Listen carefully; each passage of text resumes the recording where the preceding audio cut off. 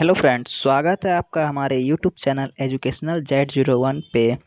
आज हम लोग फाइनली बहुत सारे कमेंट करने के बाद आप लोग का 6 क्लास का एनसीईआरटी जो है आज से स्टार्ट हो चुका है। आज हम लोग पहला चैप्टर पढ़ने जा रहे हैं जो कि है हिस्ट्री। तो चलिए आज हम लोग पहला चैप्टर पढ़ते हैं। तो चलिए आइए वीडियो को स्टार्ट करते हैं। जैसा कि आप लोग जानते हैं कि हम कोई भी क्लास लेने से पहले अध्याय का पहला जो पार्ट होता है उसके बारे में हम लोग जानते हैं, समझते हैं कि ये पार्ट आखिर हम लोग को कहना क्या चाहता है। तो चलिए स्टार्ट करते हैं वीडियो को।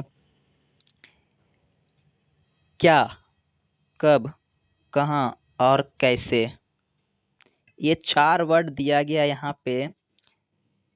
मान लीजिए कि कोई वस्तु है, अगर पूछेगा ये वस्तु क्या है और ये कब बना, कहाँ बना और कैसे बना, इसका अर्थ यही हुआ कि इसमें हम लोग जानेंगे कि विभिन्न प्रकार की जितनी वस्तुएं हैं वो कब आई, कहाँ से आई, कैसे आई और उस वस्तु का नाम क्या है।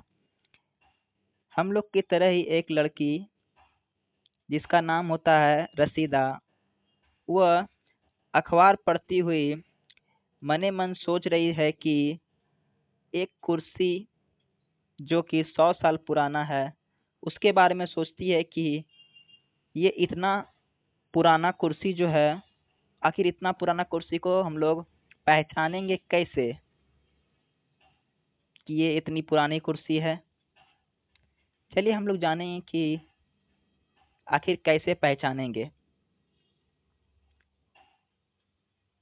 कैसे पता लगाएं। पहला चैप्टर में दिया है कैसे पता लगाएं। यह जानने के लिए कि कल क्या हुआ। तुम रेडियो सुन सकते हो, टेलीविज़न देख सकते हो या फिर अखबार पढ़ सकते हो। साथ ही यह जानने के लिए कि पिछले साल क्या हुआ था। तुम किसी ऐसे व्यक्ति से बात कर सकते हो जिसे उस समय की स्मृति हो, लेकिन बहुत पहले क्या हुआ यह कैसे जानें। आप यह बता सकते हैं कि आज से करीब 1000 वर्ष पहले क्या हुआ था, इसके बारे में तो जानकारी मिलेगी नहीं। हाँ, अगर कोई उतना पुराना व्यक्ति अगर होगा तो भलो हम लोग को बता सकता है कि 1000 वर्ष पहले क्या हुआ। आदमी उतना साल तो जीता भी नहीं है। आज न टेक्नोलॉजी इतना बढ़ गया है कि हम लोग गूगल के माध्यम से या फिर अखबार के माध्यम से, टेलीविज़न के माध्यम से हम लोग विभिन्न प्रकार की चीज़ों का पता तुरंत लगा लेते हैं। लेकिन पहले ज़माने के लोग जो थे वो इन चीज़ों का पता कैसे लगाते हैं, आइए इस वीडियो में हम लोग जानेंगे। कहता है कि अतीत के बारे में हम क्या जान सकते हैं। अतीत के बारे में हम बहुत कुछ जाना जा सकता है, जैसे कि क्या खाते थे, कैसे कपड़े पहनते थे, किस तरह के घरों में रहते थे। हम आखेटक यानी कि आखेटक का अर्थ होता है कि शिकार, पशुपालक, कृषि, शासकों, व्यापारियों, पुरोहितों, शिल्पकारों, कलाकारों, संगीतकारों या फिर वैज्ञानिकों के जीवन के बारे में जानकारियाँ हासिल कर सकते हैं। यही नहीं, हम यह भी पता कर सकते हैं कि उस समय बच्चे कौन से खिलौने खेलते थे, कौन सी कहानियाँ सुनते थे, कौन से नाटक देखा करते या फिर कौन-कौन से गीत गाया करते थे। यानी कि हम लोग जो है किसी चीज़ को देख कर के यह अंदाज़ा लगा सकते हैं कि आज से करीब 150 साल पहले आदमी किस तरह रहते थे।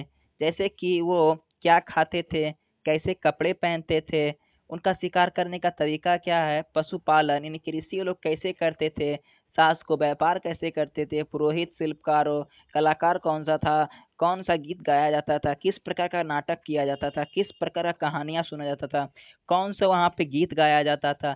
यही सब जानकारी से ही हम लोग पुराने ज़माने के बारे में हम लोग पता कर सकते हैं। तो आइए हम लोग देखते हैं कि लोग कहाँ रहते थे पहले, जानेंगे।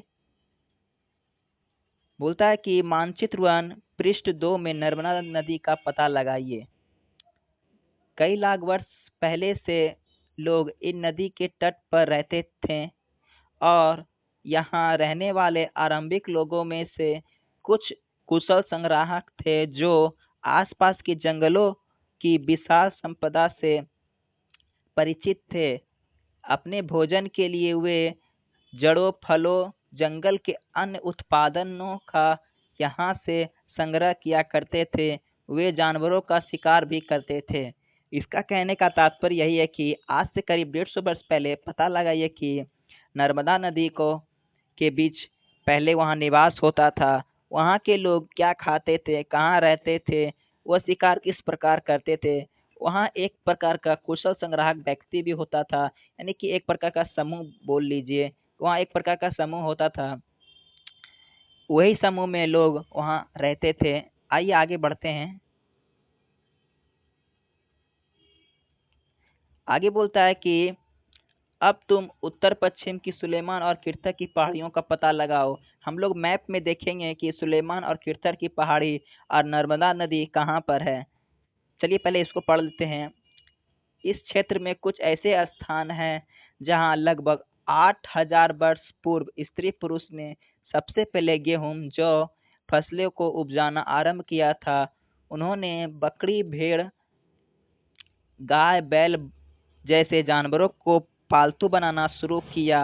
ये लोग गांव में रहते थे। उत्तर पूर्व में गारो तथा मध्य भारत में विंध्य पहाड़ियों का पता लगाओ। ये कुछ ऐसे स्थान थे जहाँ कृषि का विकास हुआ, जहाँ सबसे पहले चावल उपजाया गया। वे स्थान विंध्य के उत्तर में है। देखिए दोस्तों, यहाँ कुछ कुछ पॉइंट जो है नोट करने लायक है। सबसे पहला पॉइंट है कि आप लोग इसको नोट करें। एक मिनट रुके, हाईलाइट कर देते हैं। हाँ, सबसे पहले इसको नोट कीजिए कि 8000 वर्ष पूर्व सबसे पहले स्त्री पुरुष ने गेहूं और जौ फसल को उपजाना आरंभ किया था। दूसरा पॉइंट है कि वो लोग किस किस जानवरों को पालते थे, जैसे भेड़, बकरी, गाय, बैल, पशुओं इत्यादि को वो पालते थे। और यहाँ पे और जो चावल जो उपजाया गया था वो विंध्य के उत्तर में स्थित था। ये 3 पॉइंट है, यहाँ से आप लोग ये पॉइंट को नोट कर सकते हैं। चलिए आगे बढ़ते हैं। देखिए अब हम लोग इस मैप को समझने का प्रयास करेंगे। पहला मैप में क्या बोला था कि नर्मदा नदी का पता लगाओ। यहाँ कहाँ है नर्मदा नदी, आइए ढूंढते हैं। नर्मदा, देखिए यहाँ है नर्मदा नदी, ठीक है। और ये रहा किरथर का पहाड़ी, ये सुलेमान हुआ, ये सिंधु नदी हुआ, ये रेगिस्तान का इलाका हुआ। यहीं पे जो है सुलेमान की पहाड़ी पर ही सबसे पहले मनुष्य ने चावल और गेहूं उपजाया। ये देखिए यहाँ बोलता है ना यहाँ पे कि 8000 वर्ष पूर्व स्त्री पुरुष ने सबसे पहले गेहूं और जौ उपजाना आरंभ किया था सुलेमान और किरथर की पहाड़ी पे। और गारो तथा मध्य भारत में विंध्य पहाड़ियों पे जो है इन लोगों ने चावल उपजाना प्रारंभ किया था। आइए आगे बढ़ते हैं।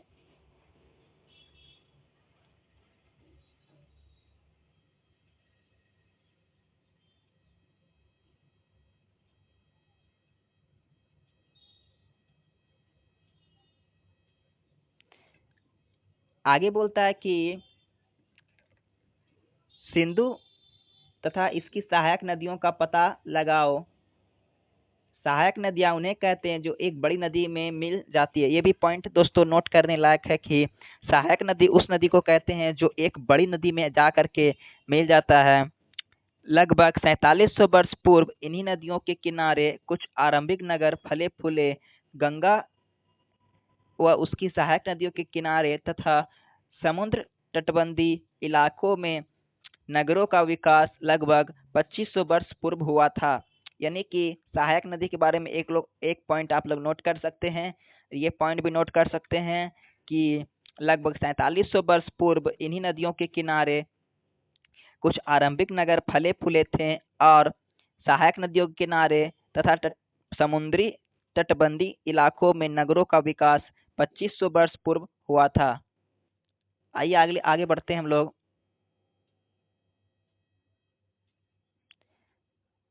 आगे बोला है गंगा तथा इसकी सहायक नदी सोन का पता लगाओ। आइए एक बार हम लोग फिर से पुनः मैप में चलते हैं। पहले क्या बोला था, सिंधु और इसकी सहायक नदी लगाना पता, फिर गंगा का नदी का पता लगाना है।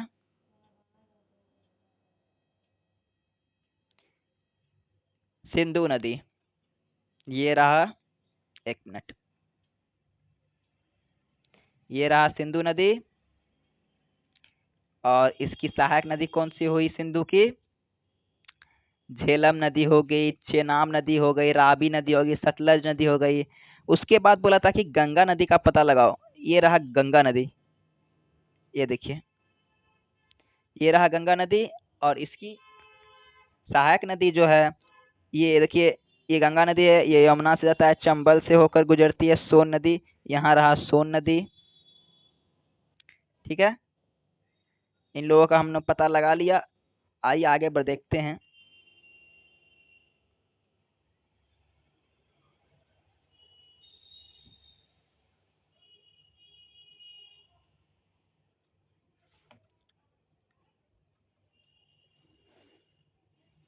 गंगा के दक्षिण में इन नदियों के आसपास का क्षेत्र प्राचीन काल में मगध यानी वर्तमान बिहार में नाम से जाना जाता था। इसके शासक बहुत शक्तिशाली थे और उन्हें एक विशाल राज्य स्थापित किया। देश के अन्य हिस्सों में भी ऐसे राज्यों की स्थापना की गई थी। यानी कि आज हम लोग जो बिहार देखते हैं, बिहार का नाम सबसे पहले क्या था? मगध था, जो कि वहाँ के राजा बहुत शक्तिशाली थे। उन्होंने एक विशाल साम्राज्य का स्थापना किया था, जो कि अन्य हिस्सों में भी विस्थापित हुआ था। आगे बढ़ते हैं।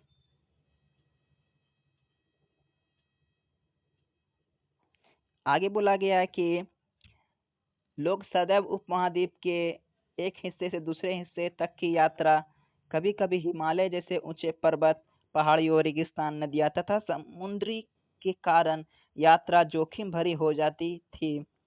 फिर भी ये यात्राएं उनके लिए असंभव नहीं थी।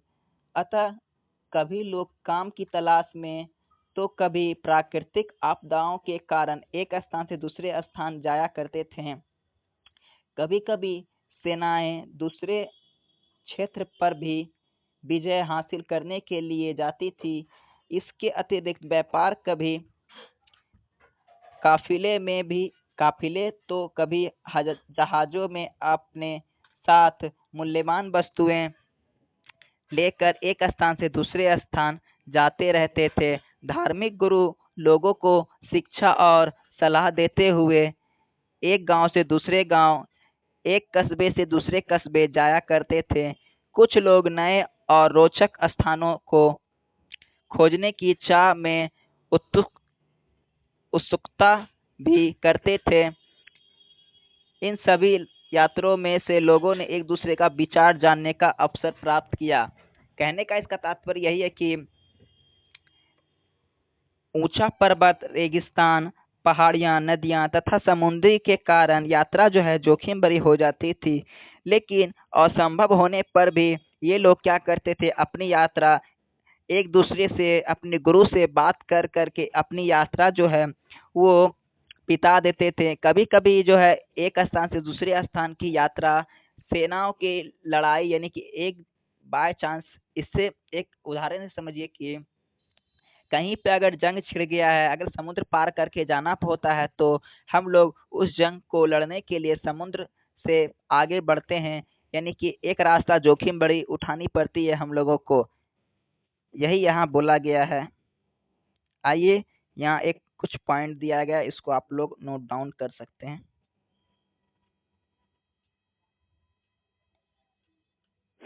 ये देखिए, बोलता है कि मानचित्र 1, दक्षिण एशिया, आधुनिक भारत, पाकिस्तान, बांग्लादेश, भूटान और श्रीलंका, अफगानिस्तान, चीन तथा म्यांमार आदि पड़ोसी देशों को दर्शाता है। दक्षिण एशिया एक महाद्वीप से छोटा है, लेकिन विशालता तथा काफी एशिया यानी कि बाकी एशिया से समुद्रों, पहाड़ियों तथा पर्वतों से बटे होने के कारण इसे प्रायः उपमहाद्वीप कहा जाता है। ये पॉइंट को आप लोग नोट डाउन कर सकते हैं कि पहला तो 7 पड़ोसी देश है, और दूसरा ये कुछ पॉइंट यहाँ पे जो दिए गए थे उसको आप लोग नोट डाउन कर सकते हैं। आइए आगे बढ़ते हैं। वीडियो लगता है कि ये थोड़ा फंस फंस के चल रहा है, क्योंकि थोड़ा नेट का यहाँ प्रॉब्लम चल रहा है, काम लगा है। ठीक है, बहुत जल्द ये प्रॉब्लम भी सॉल्व हो जाएगा। आज यात्रा क्यों करते हैं, यानी कि हम लोग जानेंगे कि लोग आज यात्रा क्यों करते हैं।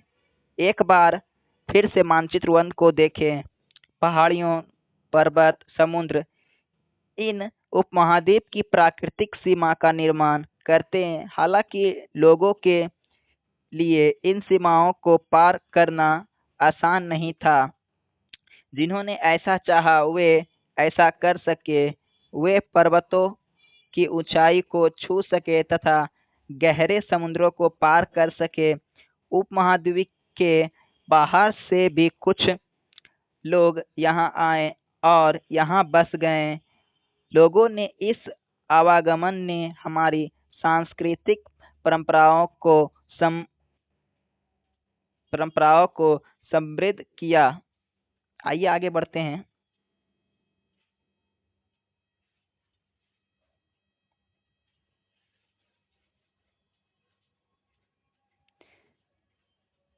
समृद्ध किया।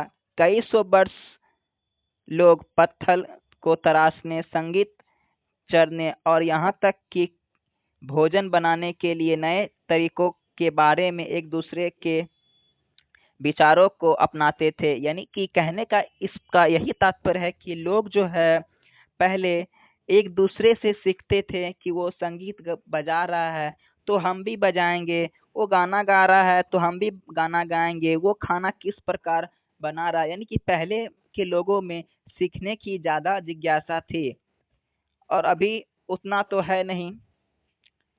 आगे है देश के नाम, यानी कि हमारा भारत देश जो है वो कितने नामों से जाना जाता है, कमेंट में बता सकते हैं आप।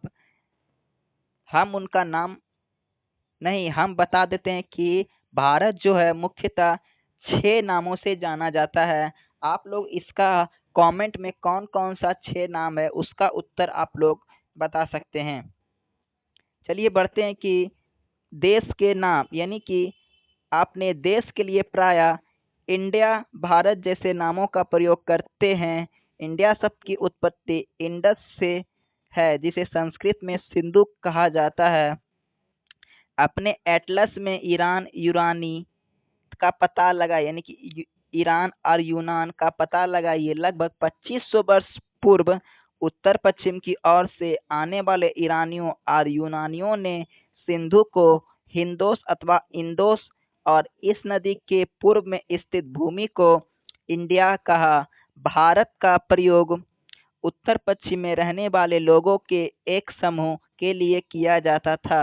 इस समूह का उल्लेख संस्कृत की आरंभिक लगभग 3500 वर्ष पुरानी कृति ऋग्वेद में देखने को हमें मिलता है। बाद में इसका प्रयोग देश के लिए होने लगा। यानी कि देश का हम लोग का इंडिया जो नाम हुआ वो कैसे रखाया। इंडिया शब्द की उत्पत्ति जो है वो इंडस से हुई, जिसे कि संस्कृत में हम लोग सिंधु कहते हैं। और उत्तर पश्चिम से जो लोग आए थे ना यहाँ व्यापार करने के लिए, ईरान आए थे और यूनान आए थे, उसका जो है मुंह था सिंधु। सिंधु को वो लोग क्या बोलते थे, हिंदू, हिंदू बोलते थे। तो यहीं से जो है हिंदुस्तान का भी नाम होता है।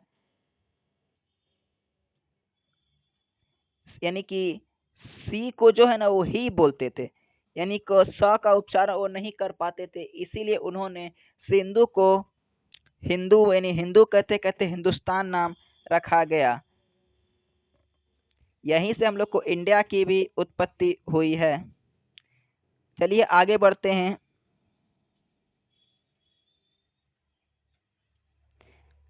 आगे है कि अतीत के बारे में कैसे जानें।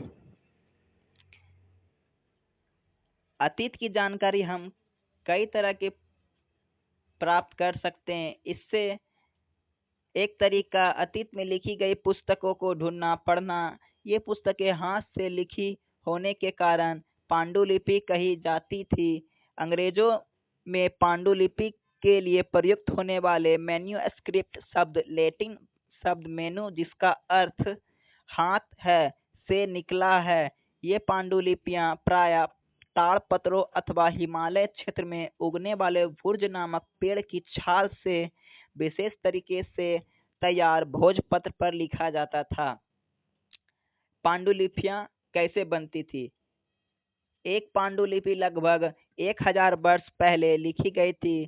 किताब बनाने के लिए ताड़ के पत्तों को काटकर उसके अलग अलग हिस्सों में एक साथ बांध दिया जाता था। बुर्ज पेड़ की छाल से बनी ऐसी ही एक पांडुलिपि को तुम देख सकते हो। ये देखिए, ये एक प्रकार का पांडुलिपि है। ये देखिए,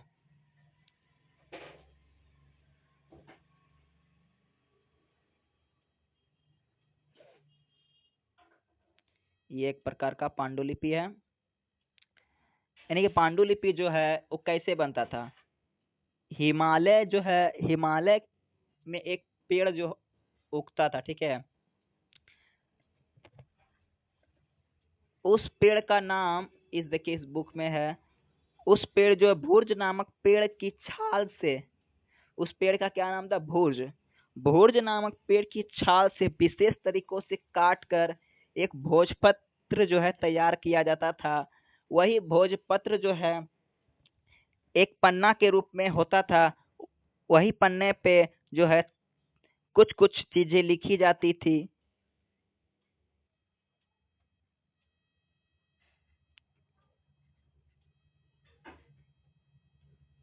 आइए आगे देखते हैं। आगे बोला है कि इतने वर्षों में इससे कई पांडुलिपियों को कीड़ों ने खा लिया है, कुछ नष्ट कर दी गई है, फिर भी ऐसे कई पांडुलिपि आज भी उपलब्ध हैं। प्राय ये पांडुलिपियां मंदिरों और विवाह में प्राप्त होती है। इस पुस्तक में धार्मिक मान्यता व व्यापारियों, राजाओं के जीवन, औषधियों तथा विज्ञान आदि सभी प्रकार के विचारों की चर्चा मिलती है। इसके अतिरिक्त हमारे यहाँ महाकाव्य, कवि, नाटक भी इसमें से कई संस्कृत में लिखी गई है, जबकि अन्य प्राकृतिक और तमिल में है। प्राकृतिक भाषा का प्रयोग आम लोग करते थे। हम अभिलेख का भी अध्ययन कर सकते हैं। ऐसे लेख पत्थर अथवा धातु जैसे अपेक्षाकृत कठोर सतह पर उत्कीर्ण किए जाते हैं।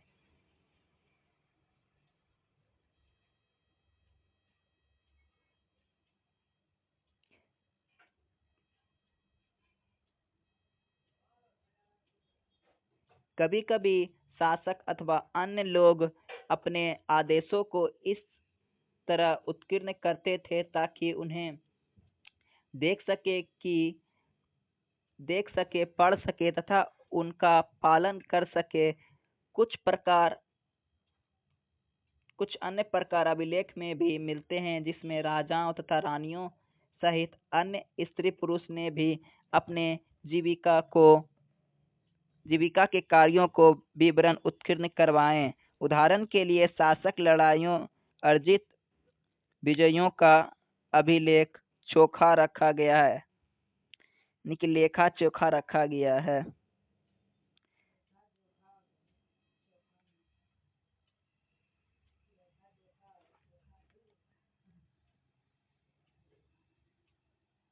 एक पॉइंट यहाँ पे लिखा गया है कि ऐसे लेख पत्थर अथवा धातु जैसे अपेक्षाकृत सतह पर उत्कीर्ण किए जाते हैं, उसे अभिलेख कहते हैं। ठीक है, ये पॉइंट को आप लोग नोट कर लीजिएगा।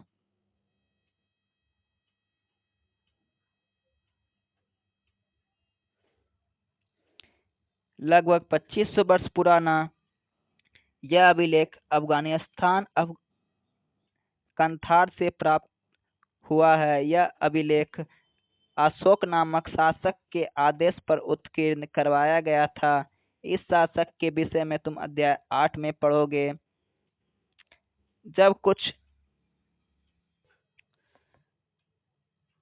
इस शासक का तुम अध्याय 8 में पढ़ोगे। जब कुछ लिखते हैं, जब हम किसी लिपि का अक्षर प्रयोग करते हैं, लिपि अक्षरों अथवा संकेत से बनी होती है जब कुछ। एक मिनट रुकिएगा गॉगल्स। ऑफकोर्स आप लोग बोर हो रहे हैं। हिस्ट्री का ऐसा चैप्टर है जिसको कि बहुत ध्यान से सुनना पड़ता है। चलिए आगे बढ़ते हैं। संकेतों से बनी होती है जब हम कुछ बोलते हैं, पढ़ते हैं, तब हम एक भाषा का प्रयोग करते हैं। एक मिनट स्क्रॉल करते आगे।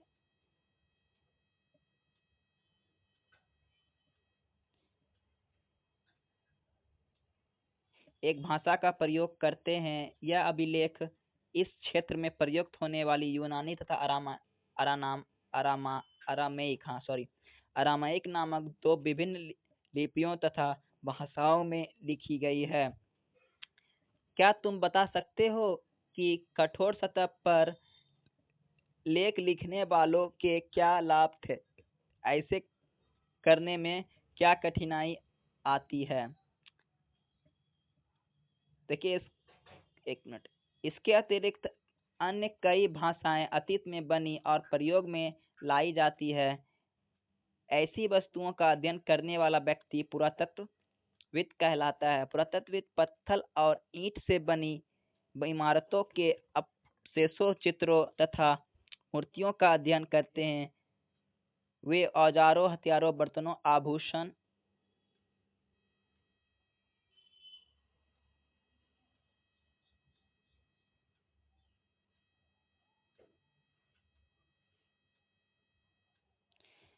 आभूषण तथा सिक्कों की प्राप्ति के लिए छानबीन तथा खुदाई भी करते हैं। इसके कुछ वस्तुएं पत्थर, पक्की मीटे पत्थर, धातु की बनी होती है। ऐसे तत्व कठोर तथा जल्दी नष्ट न होने वाली होती है।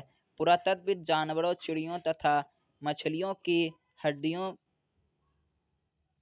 भी मिलती यानी हड्डियां भी ढूंढनी पड़ती है। इसके उन्हें यह जानने में भी मदद मिलती है कि अतीत में लोग क्या खाते थे। वनस्पति के अवशेष बहुत मुश्किल से बच पाते हैं। यही अन्न के दाने अथवा लकड़ी के टुकड़े जैसे वे जले हुए रूप में बचे होते हैं। ये देखिए एक यहाँ घड़ा है पहले जमाने का। ये एक प्रकार का सिक्का है पहले जमाने का। ये सिक्का, ये घड़ा है। बाई यानी ये एक प्राचीन नगर से प्राप्त इस तरह के पत्थरों का प्रयोग 4700 वर्ष पूर्व होता था। दाएं तरफ पुराने चांदी का सिक्का। इस तरह के सिक्कों का प्रयोग 2500 वर्ष पूर्व किया जाता था। हमारे द्वारा आज प्रयोग में आने वाला सिक्का से यह सिक्का कैसे भिन्न है, इसके बारे में पता लगे कि ये जो सिक्का है ये पहले के सिक्के में और अभी के सिक्के में क्या अंतर है।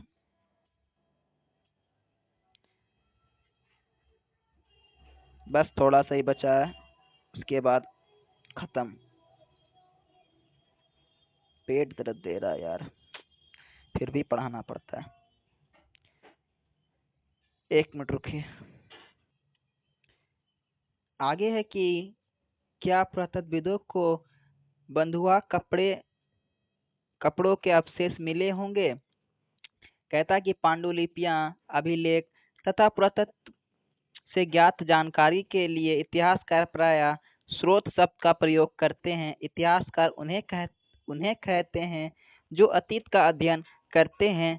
स्रोत से के प्राप्त होते ही अतीत के बारे में पढ़ना बहुत रोचक हो जाता है, क्योंकि इस स्रोतों की सहायता से हम धीरे धीरे अतीत का पुनर्निर्माण करते हैं और इतिहासकार पुरातत्वविदों एक मिनट पुरातत्वविद उन जासूस की तरह हैं जो इन सभी स्रोतों का प्रयोग सुराग के रूप में कर अतीत को जानने का प्रयास करते हैं। यानी कि पुरातत्व यानी कि एक प्रकार का स्रोत होता है। जैसे कि किसी वस्तु को खोजने के लिए किसी माध्यम की जरूरत होती है, उसी प्रकार का पुरातत्वविद जो ऐसा चीज है जिससे कि पुराने पुराने से पुराने चीजों का पता लगाया जा सकता है, यानी कि पुराने से पुराने चीजों का जो पता लगाते हैं उसी को हम लोग पुरातत्वविद कहते हैं। ठीक है।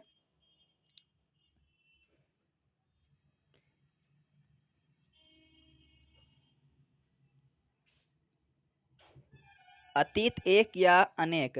क्या तुम इस पुस्तक के शीर्षक अतीत यानी कि हमारे अतीत पर ध्यान दिया है? यहाँ अतीत शब्द का प्रयोग बहुवचन के रूप में किया गया है। ऐसा इस तथ्य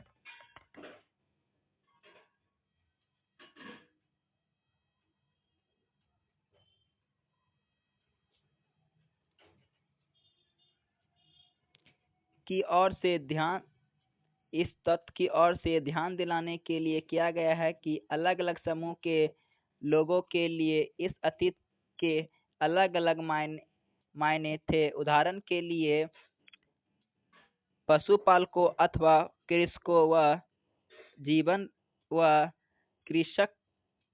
एक मिनट के मिस्टेक लग रहा है यह प्रिंट।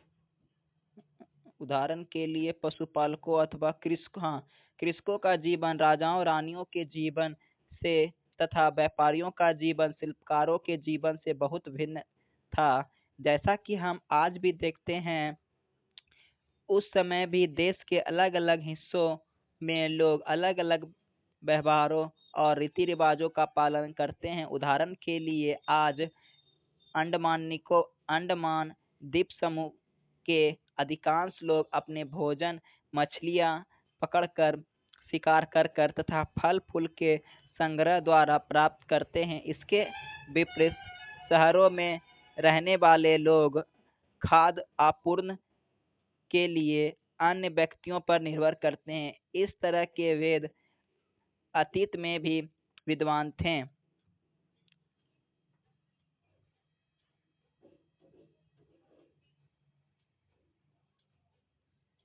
इसके अतिरिक्त एक अन्य तरह का वेद है। उस समय शासक अपनी विजयों का लेखा जोखा करते थे।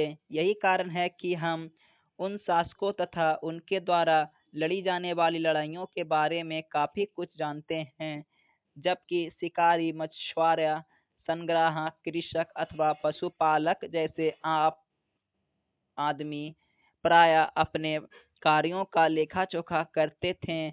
पुरातत्व की सहायता से हमें उनके जीवन को जानने में मदद मिलती है। हालांकि अभी भी इसके बारे में बहुत कुछ जानना विशेष है।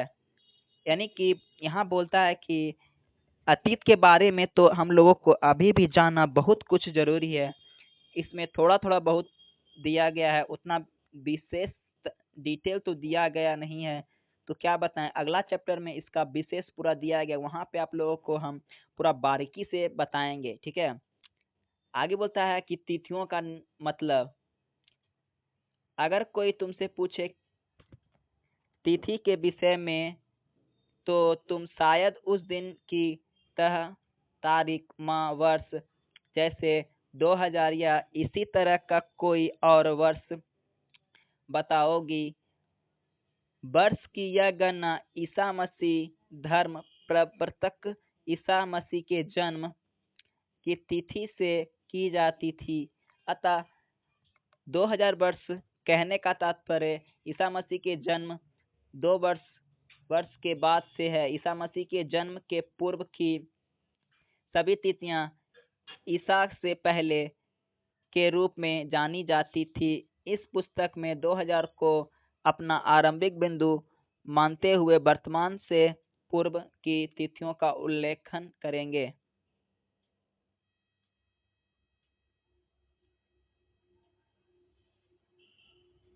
अब देखिए, ये जो पूरा है ना, आप लोग इसको एक बार पढ़ लीजिएगा।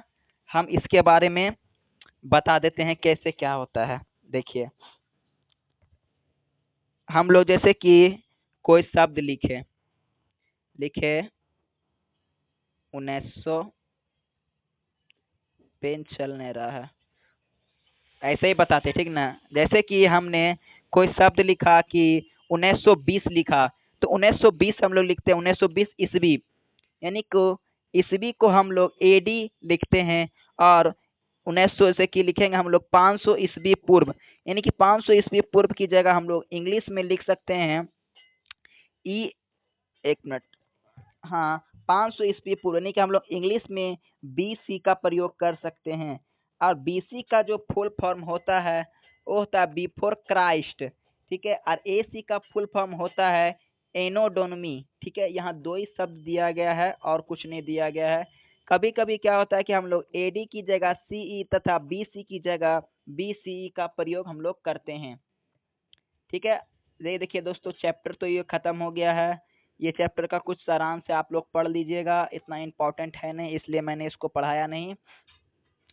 नेक्स्ट क्लास जो होगा ना उसमें हम इसका क्वेश्चन आंसर करवाएंगे, ठीक है। वीडियो बहुत फंस रहा है क्योंकि आज नेटवर्क का प्रॉब्लम चल रहा है। अगला वीडियो जो होगा ये फंसेगा नहीं। देखिए ये जो क्वेश्चन आंसर जितना भी दिया गया है, आगे क्लास में हम लोग इसका आंसर और क्वेश्चन के साथ हम लेकर के आएंगे। चलिए वीडियो अगर पसंद आया तो अपने दोस्तों को शेयर करें और एक लाइक करें और एक कमेंट में बताएं कि यह वीडियो कैसा लगा, ठीक है। तब तक के लिए बाय।